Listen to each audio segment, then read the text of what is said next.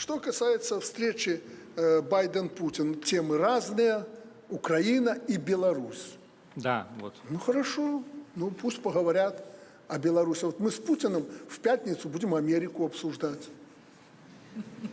Ну, Вот, пусть вот.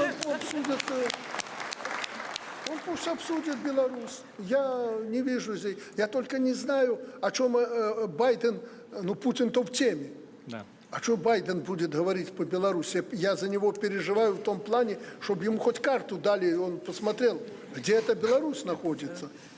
Беларусь. Они ведь не владеют абсолютно обстановкой, ситуацией. Но вообще, вот публично хочу пригласить вообще, пусть приезжают в Беларусь, если они хотят обсудить проблемы Беларуси, пусть приезжают к нам. Я встречу их достойно обоих, сядем, обсудим все проблемы, выслушаю даже все гадости, которые Псаки ему напишет для того, чтобы он мне сказал. Откровенный будет разговор. А сидеть в Швейцарии и учить Путина проблемам Беларуси, ну это смешно. Потому что он не знает наших проблем. Ну, я знаю, что Путин с удовольствием приедет в Минск, ну и пусть он соглашается. Вот это будет обсуждение.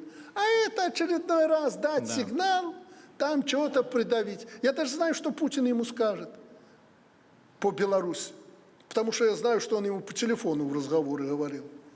И Байдену пришлось оправдываться. В этом плане Путин очень порядочно поступил. Ну, а может быть, рискнет, мы же запросто посадить самолет можем. У нас полоса. Две полосы, на любую сядем. Не будем, истребители поднимем и будем сопровождать от границы с Польшей, со Швейцарией. 3 истребителя. Я часто поначалу, я помню, приезжал в Турцию, на подлете самолет, ну, это не Эрдоган, был еще президентом, смотрю в окно, господи, слева-справа F-16 летят, думаю, что это такое? Ну, а у них принято было, высокий гость, сопровождение истребителями. Мы 3 поставим, 2 сбоку и у хвосте 1.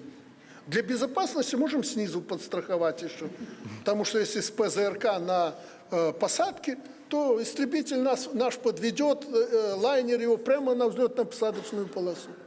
Поэтому милости просим, ждем его в Беларуси. Вот тут обсудим белорусскую проблематику. Но то, что он будет с Путиным обсуждать, я знаю, что президент Путин всегда поддержит нашу позицию, потому что она справедлива.